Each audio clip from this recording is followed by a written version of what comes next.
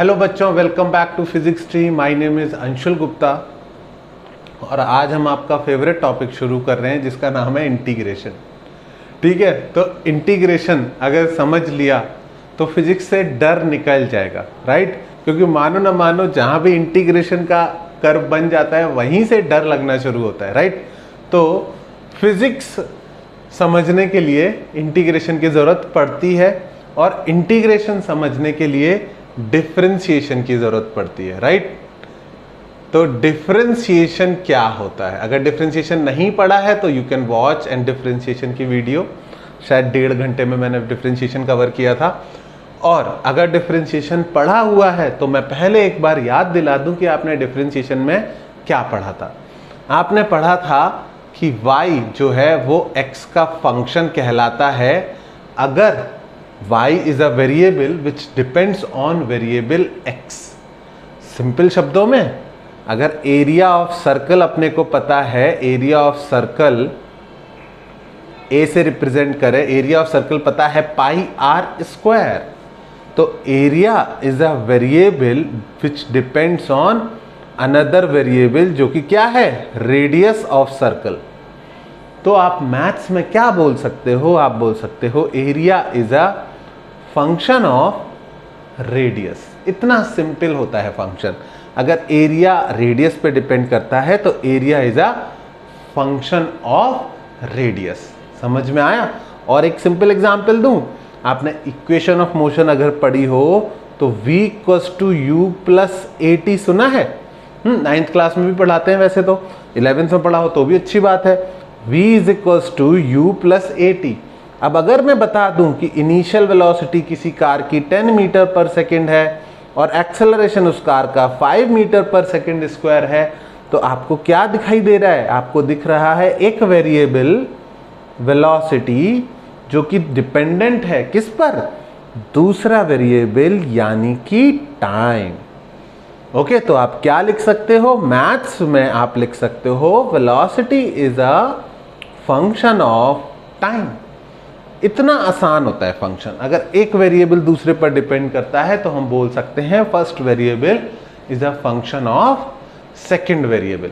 एक mathematical condition भी होती है कि सेकंड वेरिएबल की एक वैल्यू के लिए फर्स्ट की 2 वैल्यूज नहीं आनी चाहिए। तो आप खुद से सोचो, फिजिक्स में तो कंफ्यूजन आएगा नहीं। किसी भी एक टाइम पर किसी पार्टिकल की 2 अलग अलग वेलोसिटीज आ सकती है क्या? नहीं आ सकती। तो फिजिक्स में हमको उसकी चिंता करने की जरूरत नहीं पड़ेगी। जो मैथ्स के स्टूडेंट है वो फंक्शन एक्चुअली मैथ्स का चैप्टर है और वो मैथ्स में पढ़ेंगे। मेरा काम क्या है? इतना मैथ्स पढ़ा दूं कि फिजिक्स में दिक्कत ना आए। तो if y is a function of x, बहुत ही सिंपल फंक्शन होगा, y is equals to x।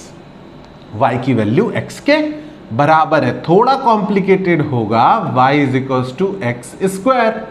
तो अब y की वैल्यू x स्क्वायर के बराबर है। और कॉम्प्लिकेटेड करें तो y equals to 5x square plus 10x plus 20, ऐसा कुछ। इन सब में क्या दिख रहा है आपको कि x की वैल्यू पर y की वैल्यू डिपेंड कर रही है। अगर x चेंज करोगे तो y की वैल्यू भी चेंज होती जाएगी। समझ में आ रहा है?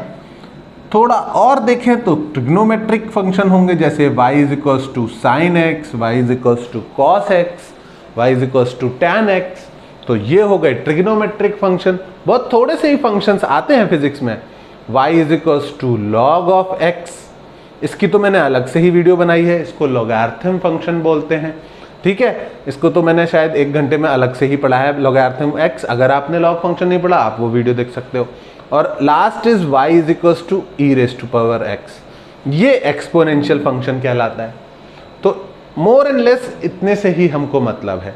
ठीक है, तो y is a function of x, मतलब y किसी ना किसी तरीके से x पर डिपेंड कर रहा है। ओके, समझ में आई बात? फंक्शन का मीनिंग याद आ गया? पढ़ा था तो बहुत अच्छी बात है, नहीं पढ़ा था तो थोड़ा तो समझ में आ गया होगा। y is a function of x। अब सुनो ध्यान से, हमें सिर्फ फंक्शन की वैल्यूज से मतलब नहीं है, हमें मतलब है rate of change of y with respect to x। हमें किससे मतलब है कि y जो है वो x के साथ किस तेजी से चेंज हो रहा है। हमें किससे मतलब है कि अगर x को 1 से बढ़ाएं तो y 1 से बढ़ता है, 2 से बढ़ता है, 3 से इंक्रीज होता है या 4 से इंक्रीज होता है। समझ में आ रही है बात? क्योंकि फिजिक्स में क्या होगा, जब टाइम के साथ पोजीशन चेंज होगी, जब हर टाइम पोजीशन चेंज होगी तो तुम्हें पता करना होगा कि हर सेकंड कितनी पोजीशन चेंज हो रही है। Rate of change of position with respect to time निकालना होगा। वेलोसिटी होती है ये, इसको वेलोसिटी बोलते हैं। तो फिजिक्स में कई सारी क्वांटिटीज दूसरे क्वांटिटी की रेट ऑफ चेंज पर डिपेंड करती है। जैसे एक्सेलरेशन होता है rate of change of velocity with respect to time. तो इससे पहले कि हम फिजिक्स पढ़ें और इन सब चीजों के बारे में बात करें, पहले आपको क्या समझा दूं मैं कि rate of change of y with respect to x कैसे कैलकुलेट करते हैं। तो इसे कैलकुलेट करने का जो फॉर्मूला है वो है चेंज इन y पर यूनिट चेंज इन x। ये है इसका तरीका कि आप कैलकुलेट करो कि चेंज इन y कितना हो रहा है पर यूनिट चेंज इन x से। अगर x y के चेंज को x के चेंज से डिवाइड करें तो हमको क्या मिल जाएगा, चेंज इन y पर यूनिट चेंज इन x। आई बात समझ में? तो चेंज इन y पर unit change in x calculate करने के लिए हम क्या करते हैं, y के स्मॉल चेंज को, स्मॉलेस्ट पॉसिबल चेंज को x के करस्पॉन्डिंग स्मॉलेस्ट चेंज से डिवाइड करते हैं। तो अगर हमने x को चेंज किया और y चेंज हुआ तो जिस तेजी से चेंज हुआ है, जिस रेशियो में चेंज हो रहा है, वो क्या कहलाएगा, rate of change of y with respect to x।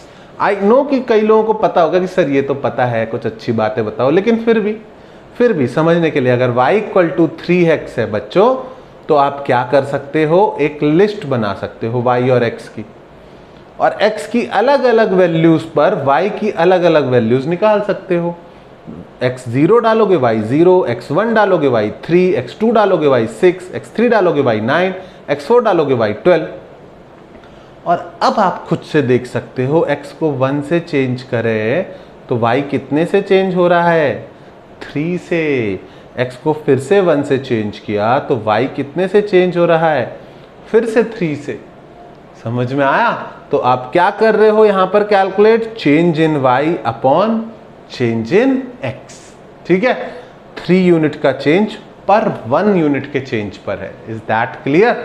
तो यहां पर rate of change of y with respect to x कितनी कही जाएगी, 3।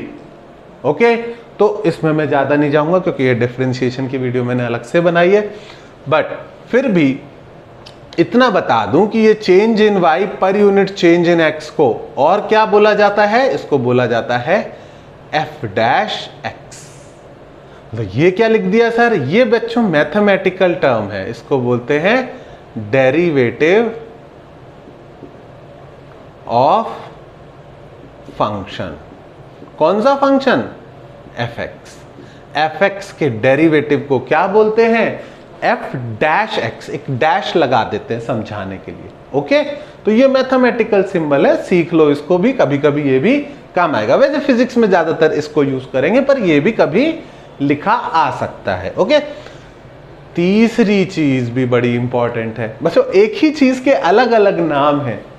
ठीक है, कंफ्यूजन से बचना है तो एक साथ सबको लिखो एक जगह पर, फिर कोई कंफ्यूजन नहीं आएगी। सर कभी आप बोल देते हो rate of change of y with respect to x, कभी बोल देते हो चेंज इन y पर यूनिट चेंज इन x, कभी बोल देते हो डेरिवेटिव ऑफ फंक्शन। बच्चों अलग अलग जगह डिफाइन किए गए थे, वो मैथ्स में, ये फिजिक्स में, तो इसलिए थोड़ा सा कंफ्यूजन हो जाता है। लेकिन हर एक फंक्शन को हम कैसे ड्रॉ कर सकते हैं, एक ग्राफ पर ड्रॉ कर सकते हैं। कोई भी फंक्शन हो उसका ग्राफ बनाया जा सकता है। कुछ ग्राफ बहुत सिंपल बनते हैं, स्ट्रेट लाइन, कुछ बनते हैं कर्व, कुछ बनते हैं पैराबोला। तुमने क्वाड्रेटिक फंक्शन का ग्राफ शायद क्लास 10th में देखा हो। ठीक है, तो अभी के लिए मान लेते हैं कोई रैंडम शेप ऑफ ग्राफ।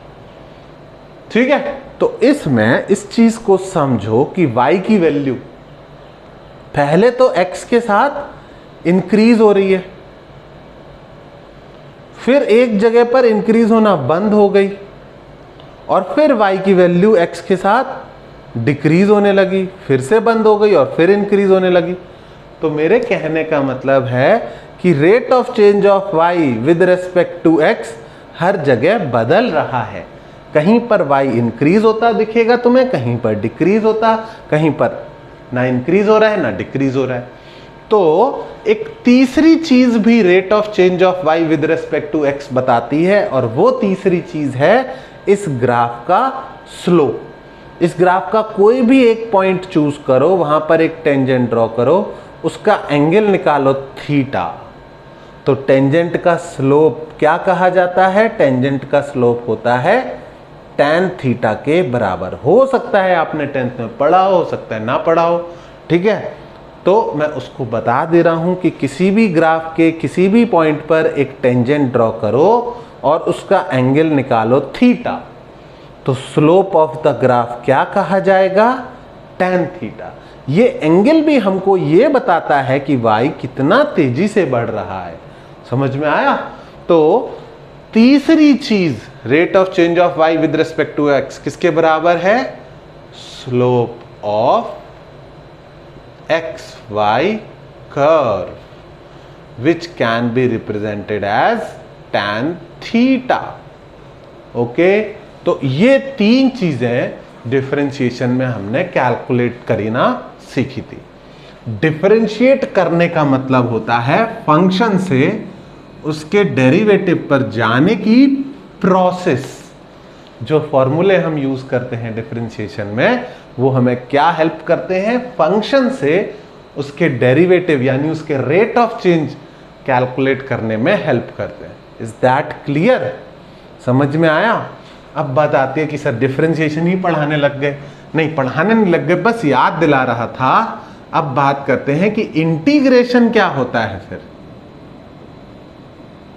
तो integration is something much simpler. Integration काफी आसान है। इंटीग्रेशन का मतलब होता है समेशन। बोलोगे सर बस इतनी सी चीज थी, फिर इतना क्यों परेशान थे हम? समेशन, ठीक है। समेशन को और क्या बोल सकते हैं? एडिशन। लेकिन आगे की चीज प्रॉब्लमेटिक है। Summation of huge numbers, summation of huge number of very small quantities। बोलते सर ये क्या बात हुई? देखो समझो, जब हमें छोटे मोटे 4-5 नंबर ऐड करने हैं तो हम बोलते हैं a plus b plus c plus d. जब हमें 100-150 ऐड करने होते हैं तो हम समेशन का एक साइन होता है सिग्मा, वो यूज कर लेते हैं। ठीक है, मैं समझाता हूं। अगर मुझे एक सम निकालना है, एक वेरिएबल निकालना है, say a is equals to 1 plus 2 plus 3, तो तुम बोलोगे सर इसमें क्या है, हम ऐसे ही ऐड कर देंगे।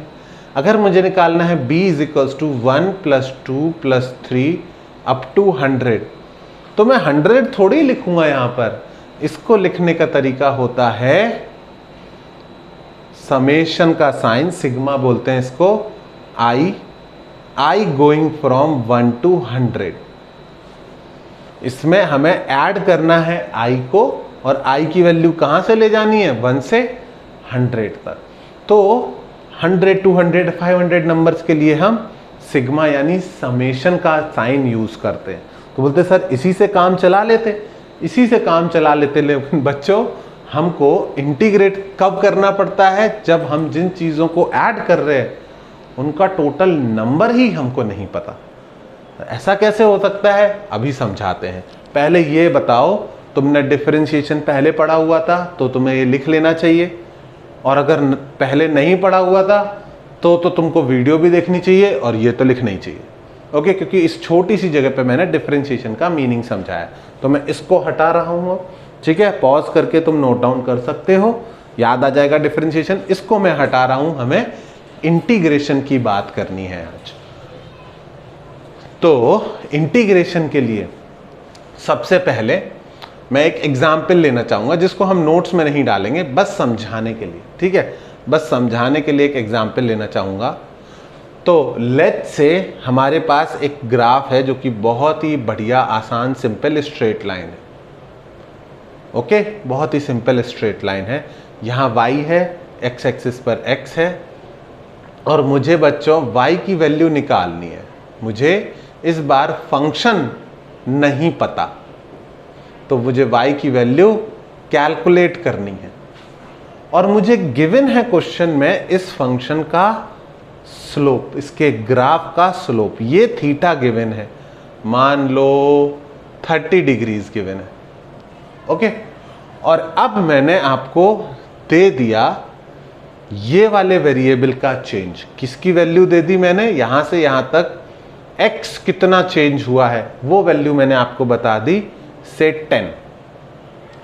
तो क्या आप मुझे सिंपल ज्योमेट्री लगा के, कोई इंटीग्रेशन नहीं कर रहे हैं, सिंपल ज्योमेट्री लगा के चेंज इन y की वैल्यू बता सकते हो? अगर बता सकते हो तो पॉज करके बताओ, और नहीं बता सकते तो बहुत ही सिंपल ट्रिग्नोमेट्री, बच्चों ट्रिग्नोमेट्री की वीडियो इसलिए अलग से बना के डाली है, देख लेना अगर नहीं आता। बहुत ही सिंपल ट्रिग्नोमेट्री लगेगी। tan थीटा की वैल्यू होती है परपेंडिकुलर अपॉन बेस। किसी भी ट्राइंगल में tan थीटा की वैल्यू होती है परपेंडिकुलर अपॉन बेस। यहां पर परपेंडिकुलर क्या है? डेल्टा y, और बेस क्या है? Delta x। तो फिर इसको और इसको अगर क्रॉस मल्टीप्लाई कर दें तो क्या मिलेगा? Delta y is equals to tan theta into delta x। तो चेंज इन y निकालने का क्या तरीका हुआ? tan 30 degree into delta x कितना था? 10। tan 30 डिग्री होता है 1/√3 इंटू 10, तो कितना आया? 10/√3। तो बच्चों अगर आपको स्लोप पता हो और चेंज इन x पता हो तो आप क्या कैलकुलेट कर सकते हो? Change in y। Change in y आपने कितना निकाल लिया? 10/√3। तो क्या अब आपको पता चल गया y की वैल्यू कितनी होगी? 10/√3। इस केस में तुमने इंटीग्रेशन कर दिया। पता है कैसे? तुम्हें स्लोप पता था, तुम्हें रेट ऑफ चेंज पता थी, और तुमने फंक्शन की वैल्यू निकाल ली। बस इसी प्रोसेस को कॉम्प्लिकेटेड ग्राफ्स के लिए भी करना सीखना है। इसको नोट डाउन मत करना, ठीक है? इसको नोट डाउन करने की जरूरत नहीं है, हम इसको कॉम्प्लिकेट करेंगे थोड़ा सा और घुमाएंगे। तो अब ध्यान से समझो कि अगर स्लोप पता है आपको, ठीक है, अगर स्लोप पता है तो उसको चेंज इन x से मल्टीप्लाई करने पर क्या मिल जाता है? चेंज इन y। क्योंकि स्लोप अपने आप में क्या होता है? Change in y upon change in x। तो क्रॉस मल्टीप्लाई करने पर slope into change in x is equals to change in y। बस अब देखो इधर, let's say y is a function of x।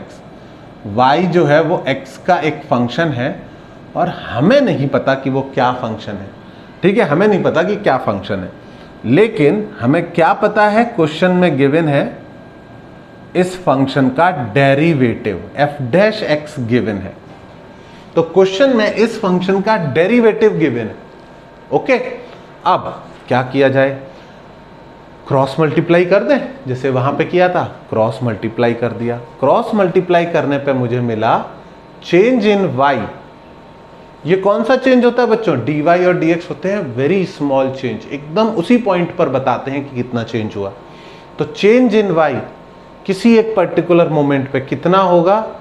Slope into change in x। इसका meaning तुम उधर देख ही लिए। तो चेंज इन y होता है slope into change in x। Okay, अब लेट्स से ये ग्राफ स्ट्रेट लाइन नहीं है, टेढ़ा मेढ़ा ग्राफ है बच्चों, ऐसा ग्राफ है। और मेरा ऑब्जेक्टिव क्या है? मेरा ऑब्जेक्टिव है फंक्शन की वैल्यू निकालना, y कैलकुलेट करना है, ठीक है? और मेरे पास गिवन क्या है? गिवन है हर जगह पर इसका स्लोप कितना है, हर जगह पर स्लोप पता है, यहाँ पर कितना है, यहाँ पर कितना है, यहाँ पर कितना है, यहाँ पर कितना है, यहाँ पर कितना है। तो मैं क्या कर सकता हूँ, इस ग्राफ को मैं छोटे छोटे ट्राइंगल्स में ब्रेक कर सकता हूँ। कैसे ब्रेक कर सकता हूँ कि मैं इतने पार्ट का डेल्टा वाई अलग निकालूं, इसका अलग निकालूं, इसका अलग निकालूं, इसका अलग, इसका अलग और इसका अलग। हर पॉइंट पर कितना कितना वाई में चेंज हुआ, यहां पर चेंज मान लेता हूं dy, और x का चेंज मुझे पता ही है dx, क्योंकि एक वेरिएबल को चेंज करना है और दूसरे की वैल्यू निकालनी है। तो मुझे इस पॉइंट पर क्या चीज पता है, ये वाला थीटा। तो अगर आप ध्यान से देखो तो tan थीटा किसके बराबर है, dy बाई dx। तो dy किसके बराबर हो गया, dx इंटू tan थीटा। ऐसे नहीं लिख रहा, मैं लिख रहा हूं इसको tan थीटा इंटू dx। तो बोलते सर घुमा फिरा के वही बात कर रहे हो, हम पहले ही बात कर चुके हैं कि जो रेट ऑफ चेंज है, जो डेरिवेटिव है, वो स्लोप के बराबर होता है। तो आपने कोई नई बात तो नहीं बताई, लेकिन इसका नेक्स्ट स्टेप बड़ा अच्छा है। मैं हर एक ट्राइंगल का चेंज इन वाई अलग अलग कैलकुलेट कर लेता हूं। dy1 अलग, dy2 अलग, dy3 अलग। एक समस्या है क्या कि अगर ये बहुत छोटा चेंज इन x है तो नंबर ऑफ ट्राइंगल जो बनेगा वो बहुत ह्यूज नंबर में होगा, क्योंकि ये dx और dy जो होते हैं, ये होते हैं very very very small change in x। तो ये जो काउंट जाएगी, ये कितनी बड़ी जाएगी, इनफाइनाइट टाइम्स। जब इनफाइनाइट टाइम्स जा रही है, मुझे पता ही नहीं है कितने हैं, तो फिर मैं समेशन यूज नहीं कर पाऊंगा। उस केस में मैं क्या यूज करूंगा, एक दूसरा सिंबल यूज करूंगा, और वो जो दूसरा सिंबल है वो है इंटीग्रेशन का। देखो एस समेशन वाला ही बन रहा है, ठीक है। तो इंटीग्रेशन dy का क्या मतलब सीखना है तुमको, इसका तुम्हें मीनिंग सीखना है, summation of all changes in value of y। अब सोचो, लेट्स से तुम्हारी हाइट है 5 फीट 4 इंच, ठीक है, और मैंने क्या किया, बचपन से आज तक डेली तुम्हारी हाइट में जो जो चेंजेस हुए हैं उनको एक पेपर पे लिखा। आई नो बहुत सारे दिन है और बहुत सारे नंबर्स लिखने पड़ेंगे। किसी दिन तुम्हारी हाइट 0.001 मिलीमीटर ग्रो हुई, किसी दिन 0.002 मिलीमीटर ग्रो हुई, और सारे चेंजेस इन हाइट को ऐड कर दिया, तो क्या मिलेगा, तुम्हारी आज की हाइट, करंट हाइट मिल जाएगी या नहीं। तो अगर आप किसी भी चीज के सारे चेंजेस को जोड़ोगे, जो जो चेंज हुआ, पॉजिटिव हुआ तो पॉजिटिव, नेगेटिव हुआ तो नेगेटिव, हाइट तो कभी नेगेटिव चेंज नहीं होता, लेकिन पॉजिटिव तो पॉजिटिव चेंज, नेगेटिव तो नेगेटिव, अगर सारे चेंजेस को ऐड करोगे तो क्या मिल जाएगा, उसकी नेट वैल्यू मिल जाएगी। तो पहला इंटीग्रेशन हमने जो सीखा, वो सीखा कि इंटीग्रेशन ऑफ dy किसके बराबर होगा, y के। अगर आप y के सारे चेंजेस को ऐड करोगे तो आपको क्या मिल जाएगा, the variable itself, the value of y itself. समझ में आया, पक्का। तो आपको मिल गया y। अब इधर आते हैं वापस,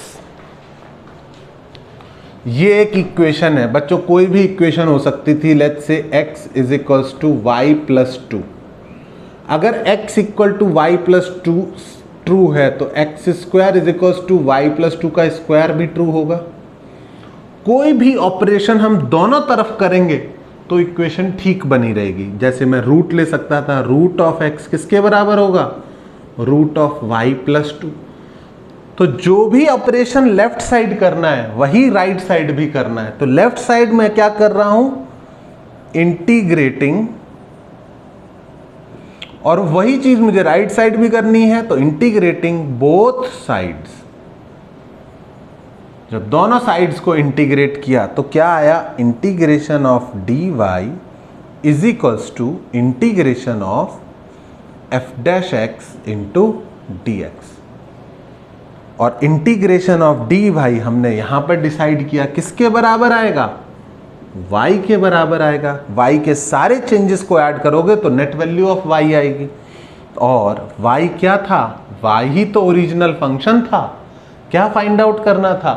ओरिजिनल फंक्शन। तो क्या मैं ये लिख सकता हूं integration of f dash x dx कितना होता है? fx। बोले सर ये क्या लिख दिए आप? ये मैंने लिख दिया कि किसी भी फंक्शन का dx से मल्टीप्लाई करके अगर इंटीग्रेशन करोगे तो कौन सा फंक्शन मिलेगा? उसका पेरेंट फंक्शन। बोलते पेरेंट फंक्शन क्या होता है? मुझे नहीं पता किसी बुक में दिया है या नहीं दिया, मैंने अपना खुद का नाम लगा दिया था पेरेंट फंक्शन समझने के लिए। किसी भी फंक्शन का dx से मल्टीप्लाई करके इंटीग्रेशन क्या आएगा?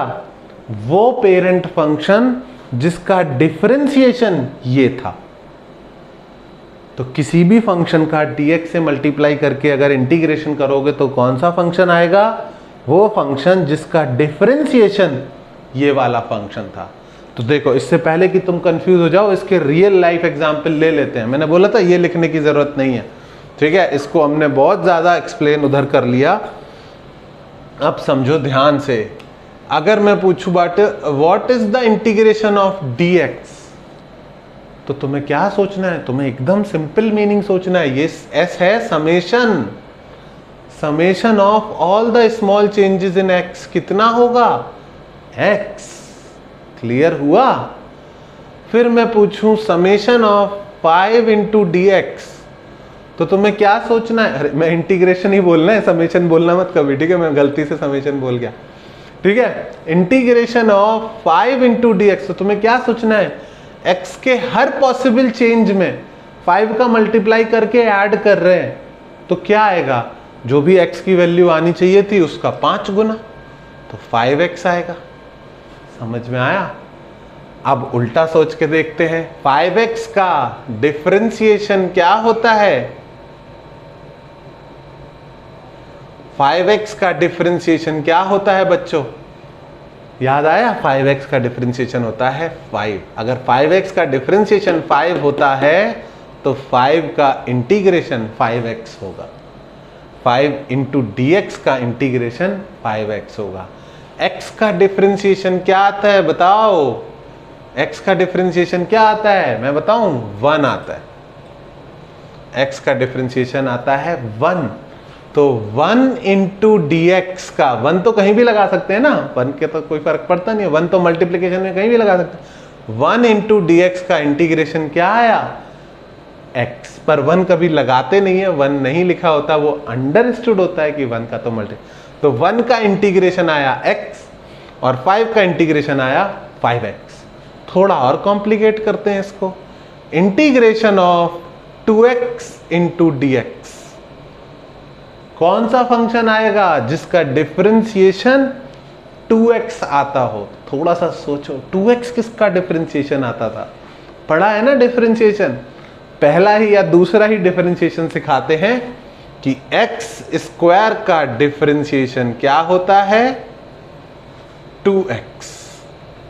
यानी 2x इंटू dx का इंटीग्रेशन क्या होगा? x square. अगर 2x को स्लोप मानते हुए dx से मल्टीप्लाई करते जाएं तो जो इस ग्राफ का कर्व बनेगा वो कौन सा होगा? x square. ओके, अगर ये स्लोप का मल्टीप्लाई चेंज इन x करते जाएं तो y की वैल्यू कितनी आएगी? x square. Integration of 3x square into dx कौन सा फंक्शन होगा? जिसका डिफरेंशिएशन 3x स्क्वायर आता हो। तो अब हम इस कितनी भी लिस्ट बना सकते हैं, पर जिसको समझ में आना है वो यहीं पर समझने लग जाएगा कि सर इसका मतलब integration of cos x into dx कितना होगा? वो फंक्शन जिसका डिफरेंशिएशन cos x आता है और sin x का डिफरेंशिएशन क्या आता है? cos x। आई बात समझ में? Integration of 1/x into dx क्या आएगा? याद करो, 1/x किसका डिफरेंशिएशन आता था? लिस्ट चेक करो, डिफरेंशिएशन पढ़ा है तो तुम्हारे नोट्स में लिखी होगी। इसी बहाने तो लिस्ट को देखोगे 4 बार, पॉज करके ढूंढो कि किसका डिफरेंशिएशन 1/x आता था, आंसर मिलेगा ln x log of x to the base e, ln x बोलते हैं। ln x का बच्चों डिफरेंशिएशन क्या होता है, 1/x। तो ऐसी क्लैरिटी आ जाएगी जब दिमाग में, तब इंटीग्रेशन यूज करना सीख पाओगे। तो तुम दोबारा देखो इस वीडियो को, ठीक है, अभी खत्म नहीं कर रहा मैं लेक्चर, और वापस जाके फिर से एक बार यहां तक देख के आओ। इसके बाद हम फॉर्मूले बनाने शुरू करेंगे। पहले इस पूरी चीज को अच्छे से नोट डाउन करो, फिर हम आगे बढ़ेंगे। ओके बच्चों, आपने नोट डाउन कर लिया होगा, मैं इसको हटा रहा हूं, ठीक है, इसको रहने देते हैं एज अ एग्जाम्पल। हम लोग कुछ फॉर्मूले डिराइव कर लेते हैं, क्योंकि हर बार इस तरह से सोचना टफ होगा कि भाई कौन सा फंक्शन है जिसका डिफरेंशिएशन ये आएगा, ठीक है, हर बार ऐसे सोचोगे तो बड़ा डिफिकल्ट रहेगा। तो we have to find a more robust formula of this, ठीक है।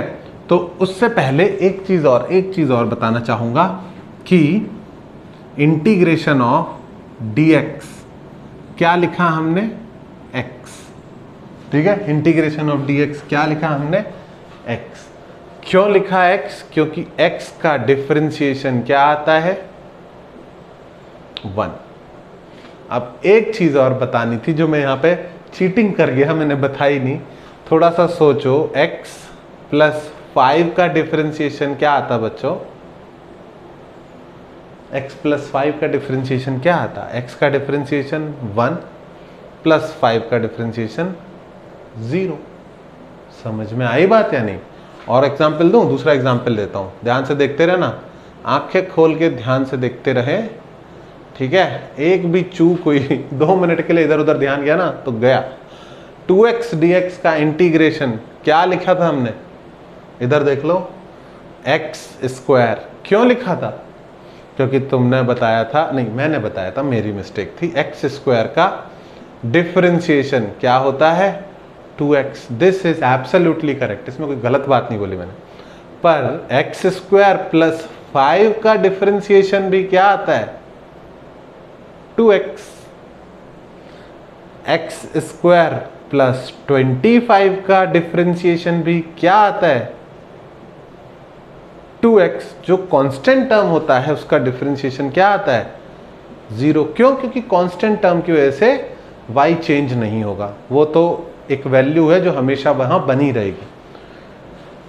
x² प्लस 5 इंटू 10⁻100 का डिफरेंशिएशन भी क्या आएगा, 2x प्लस 0। कांस्टेंट टर्म का डिफरेंशिएशन 0 होता है। तो फिर एक बात बताओ, अगर इन सब का डिफरेंशिएशन 2x है तो 2x का इंटीग्रेशन इनमें से कौन सा होना चाहिए?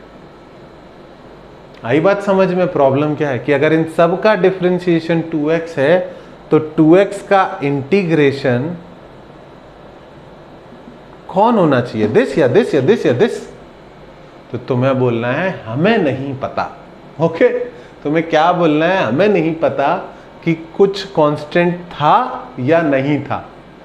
नहीं था तो ठीक है, और था तो भी ठीक है।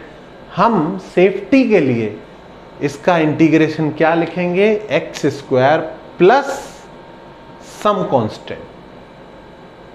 समझ में आई बात? हम क्या लिखेंगे, x² प्लस सम कांस्टेंट, जिसको हम एज इट इज छोड़ सकते हैं, इट इज अलाउड। कांस्टेंट की वैल्यू निकालने के लिए अगर क्वेश्चन में एक्स्ट्रा डेटा दिया है तो निकालेंगे, नहीं तो x² प्लस c छोड़ देंगे। हमें नहीं पता कि डिफरेंशिएट करते टाइम कोई कांस्टेंट 0 हुआ था या नहीं हुआ था, हमें तो ये वैल्यू मिली है और हमें वापस इधर जाना है। तो चूंकि डिफरेंशिएशन में कांस्टेंट का लॉस हो जाता है, इसीलिए इंटीग्रेशन में एक एक्स्ट्रा कांस्टेंट लगा के छोड़ते हैं। Is that clear? यहां पर क्या कंसेप्ट हेडिंग डालोगे तुम, कांस्टेंट ऑफ इंटीग्रेशन।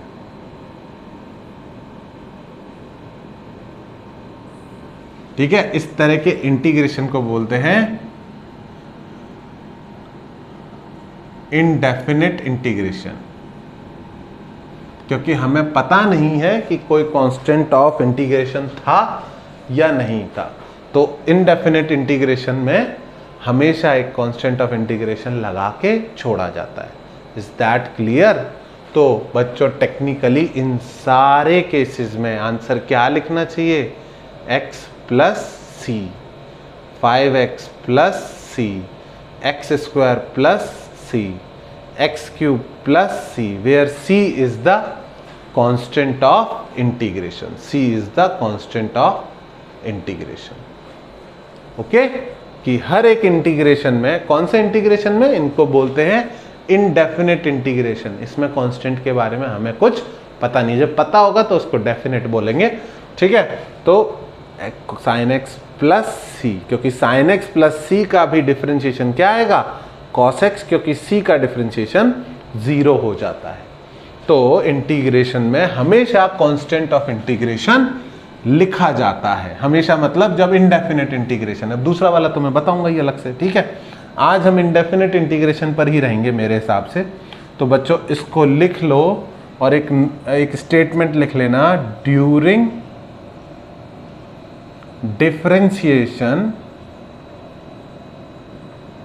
डिफरेंशिएशन के दौरान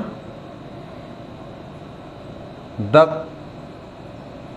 constant term becomes 0, hence during integration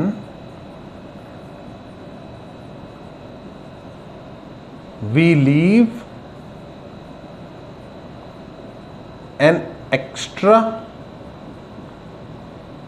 constant of integration. इससे आपको याद बना रहेगा कि हम यहां पर क्या बात कर रहे थे। ओके, तो बच्चों अब आपको ये पूरा नोट डाउन कर लेना चाहिए। ये पहले कर लिया था, अच्छी बात है, अब ये कर लो। ठीक है, उसके बाद हम आगे बढ़ते हैं और कुछ फर्दर फॉर्मूले डिराइव करेंगे। ओके बच्चों, आपने नोट डाउन कर लिया होगा, आई होप। वो भी लिख लिया होगा, ये भी लिख लिया होगा। मैं इसको अब हटा रहा हूं। अगर नोट्स बनाओगे तो पता चलेगा कि कुछ 6-7 पेजेस ही नोट्स के बनने हैं और इंटीग्रेशन डन हो जाएगा। ठीक है,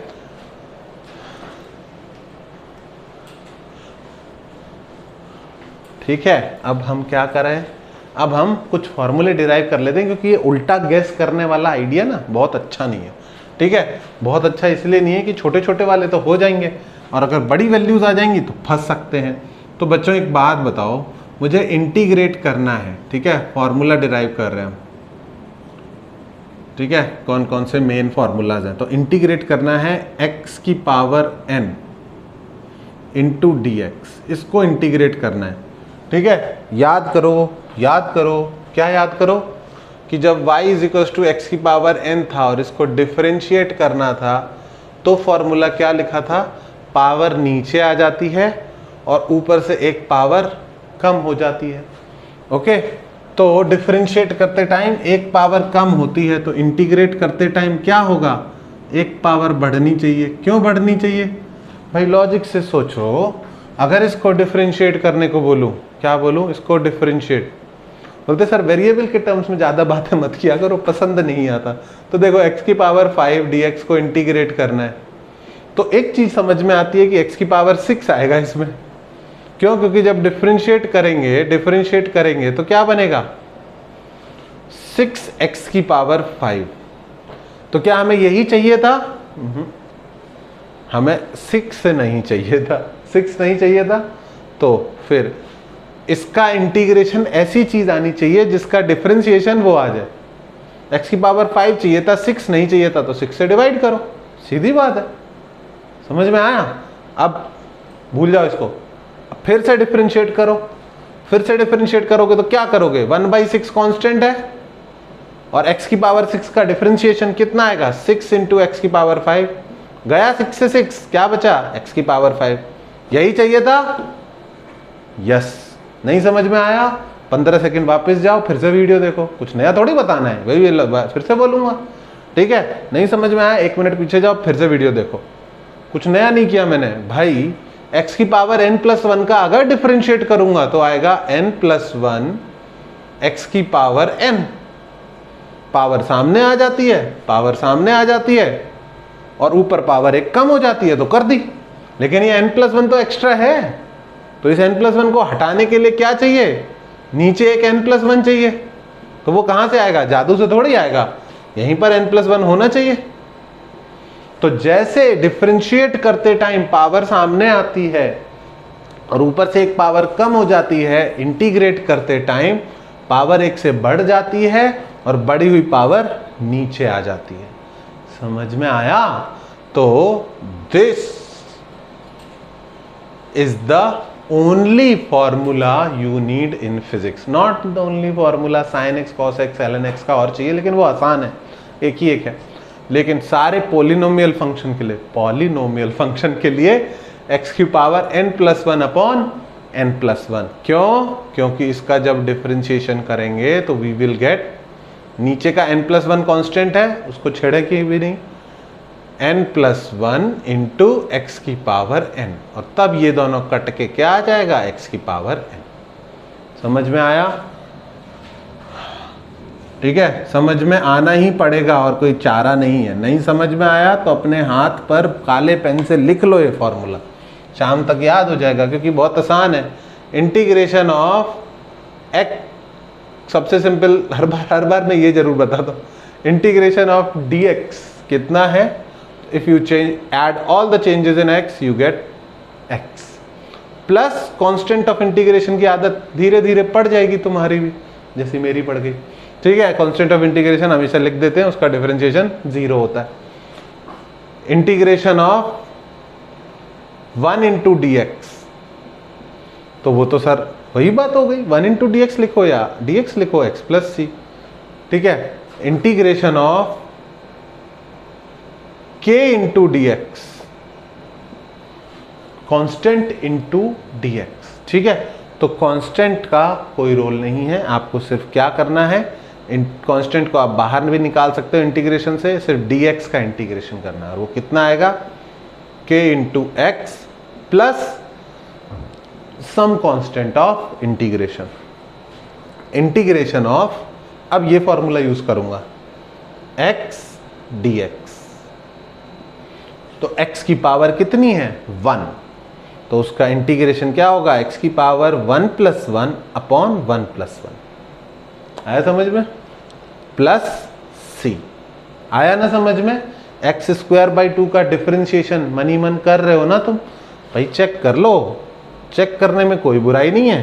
ठीक है, अभी कर लो, बाद में नहीं आएगा समझ में। x² का डिफरेंशिएशन करना है तो 1/2 को एज इट इज रख दिया, x² का डिफरेंशिएशन 2x, क्या आ गया, x, उसी को इंटीग्रेट कर रहे थे तो मतलब हमारा इंटीग्रेशन करेक्ट है।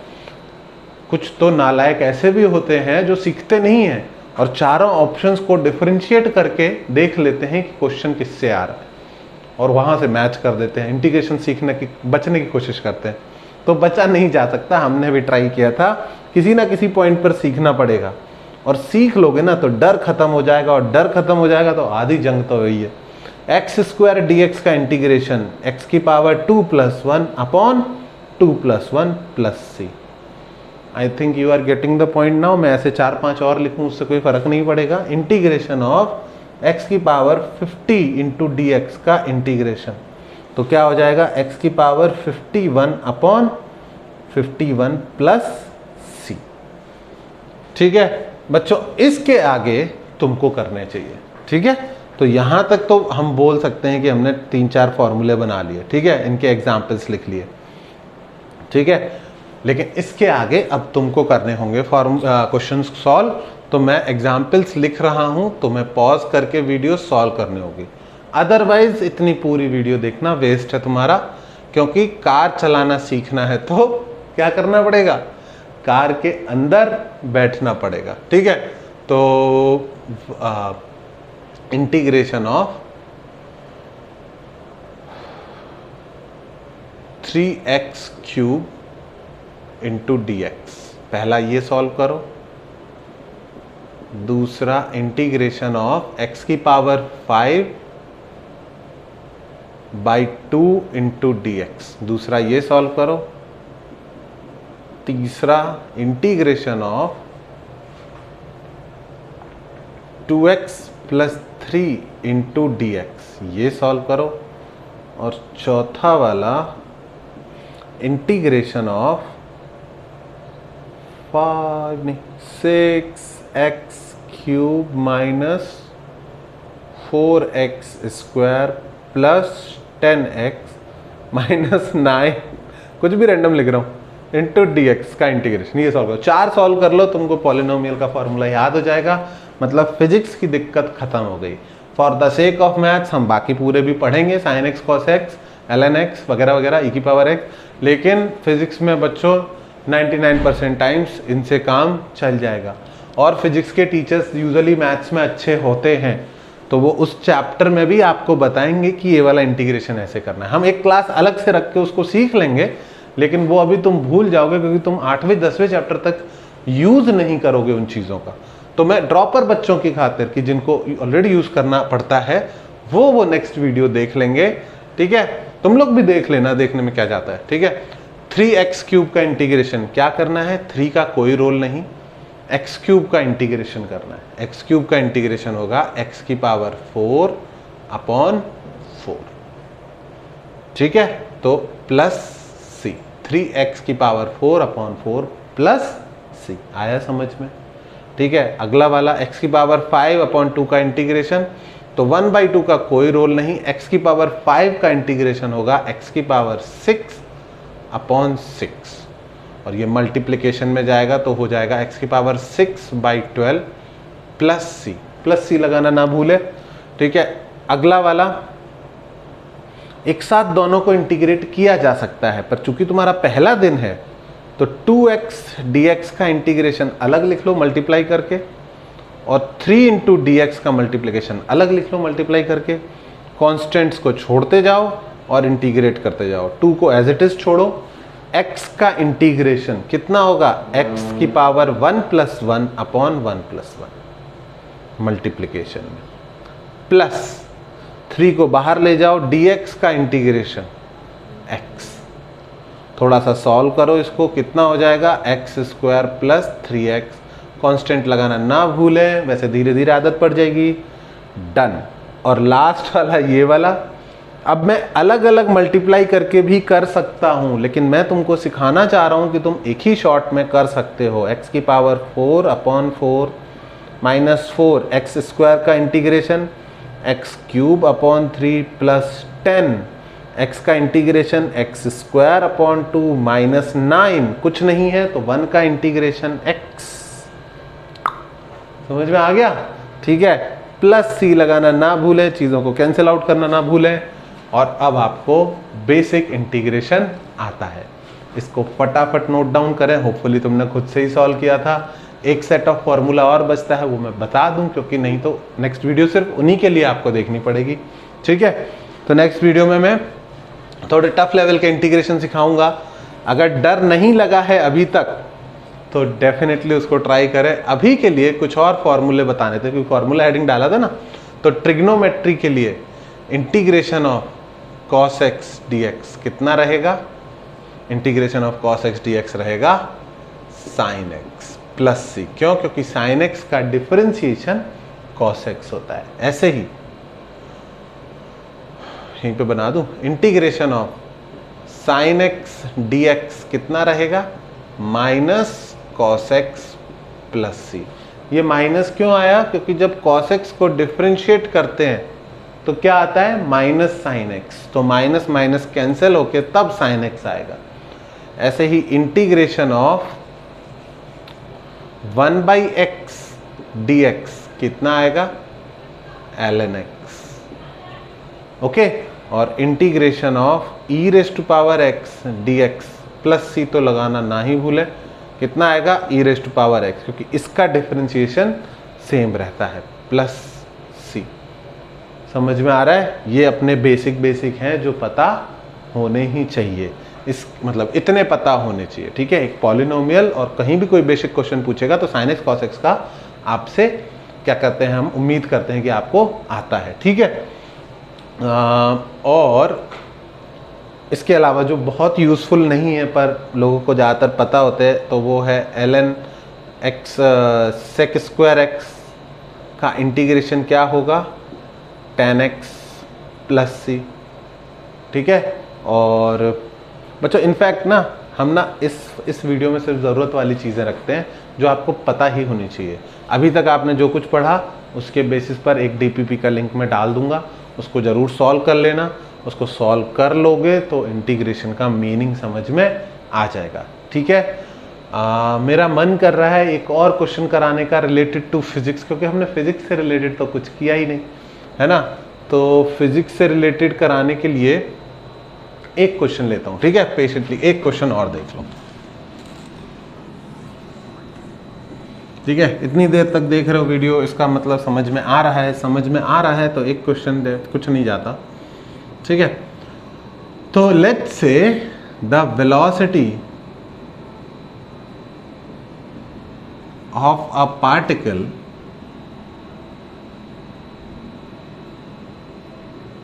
is given by v is equals to 10 plus 2t metre पर सेकेंड। ये वेलोसिटी बच्चों किसी पार्टिकल की गिवन है, v equals to 10 plus 2t। ठीक है, गिवन है particle is moving on x axis. तो अपने को ये पता है कि x एक्सिस पर आगे पीछे भाग रहा है, ये वेलोसिटी गिवन है। तो पहला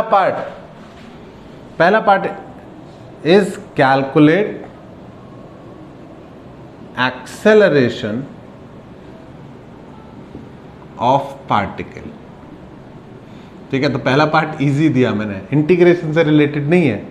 एक्सेलरेशन क्या होता है, rate of change of velocity with respect to time.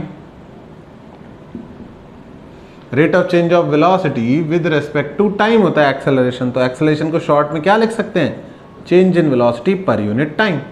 तो हमको वेलोसिटी का फंक्शन पता है, तो हमें इंटीग्रेट करना है या उसका डिफरेंशिएशन करना है। ये क्या दिखाता है, ये दिखाता है differentiation of velocity with respect to time. तो इस फंक्शन को डिफरेंशिएट करो। कांस्टेंट का डिफरेंशिएशन इतनी देर से बात कर रहे हैं 0, और 2t का डिफरेंशिएशन सिर्फ 2। समझ में आया। ठीक है, कैसे लिखा 2t का डिफरेंशिएशन 2। अगर y is equals to 2x होता तो dy बाई dx कितना लिखते, 2। याद आ गया। अगर y is equals to 2x है तो x को 1 चेंज करने पर y कितने से चेंज होगा, 2 से। ओके, तो एक्सेलरेशन तो इजी था, 2 मीटर पर सेकेंड स्क्वायर आएगी इसकी यूनिट्स। एक्सेलरेशन निकाल दिया। अब इंटीग्रेशन करते हैं। इंटीग्रेशन का मतलब, now in the second part it is asked calculate the position of the particle. Particle की पोजीशन फाइंड आउट करके बताओ। ओके, पार्टिकल की पोजीशन फाइंड आउट करनी है। तो अब पोजीशन का कहां से आएगा formula, v is equals to होता है dx बाई dt। वेलोसिटी होती है rate of change of position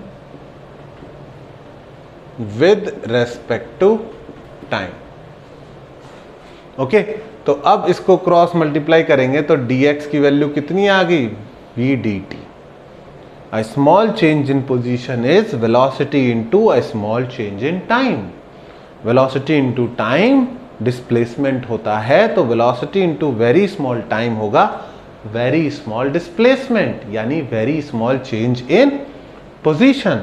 तो dx की वैल्यू कितनी आ गई, v into dt। इससे डरना नहीं है, ये क्या है, change in position। ये क्या है, velocity into टाइम। अगर बहुत स्मॉल बार बार ना लिखें तो उतना कंफ्यूजिंग नहीं है। हाँ, पता है ये स्मॉल चेंज इन पोजीशन है और पता है ये स्मॉल टाइम है, लेकिन वो स्मॉल लिखने के चक्कर में कंफ्यूजन बहुत होता है। Change in position is velocity into time, ये तो बचपन से सीखते आ रहे हैं। अब चेंज इन पोजीशन नहीं फाइंड आउट करना है, इंटीग्रेट करना है उसको, सारे चेंजेस इन पोजीशन को इंटीग्रेट करना है। क्यों? ताकि फाइनल पोजीशन मिल पाए।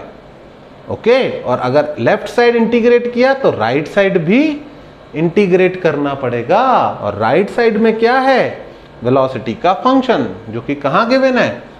10 + 2t। तो वेलोसिटी की जगह क्या पुट किया? उसका फंक्शन इंटू dt। और ये आज सिखाया है मैंने। 10 का इंटीग्रेशन क्या आएगा? 10t। और 2 कांस्टेंट है, t का इंटीग्रेशन क्या होगा? t² / 2 plus c। तो पोजीशन कितनी आई? 10t + t² + c।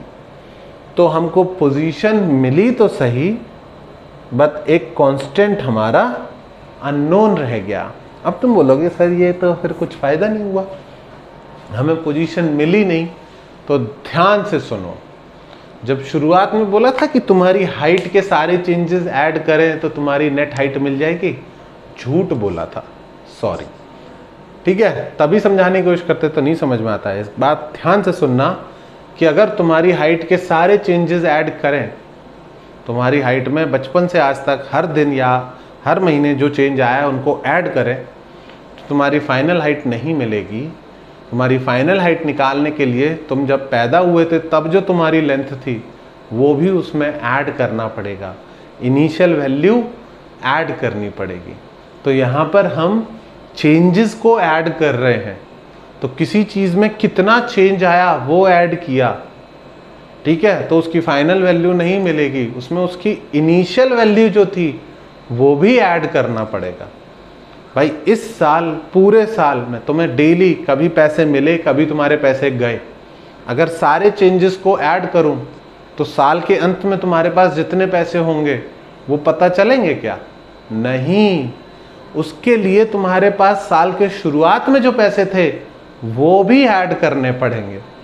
तो इनिशियल वैल्यू मिसिंग है, क्योंकि हम क्या ऐड कर रहे हैं? चेंजेस। इसीलिए जब चेंजेस को ऐड करके कोई वेरिएबल की वैल्यू निकालते हैं तो उसमें उस वेरिएबल की इनिशियल वैल्यू मिसिंग रह जाती है।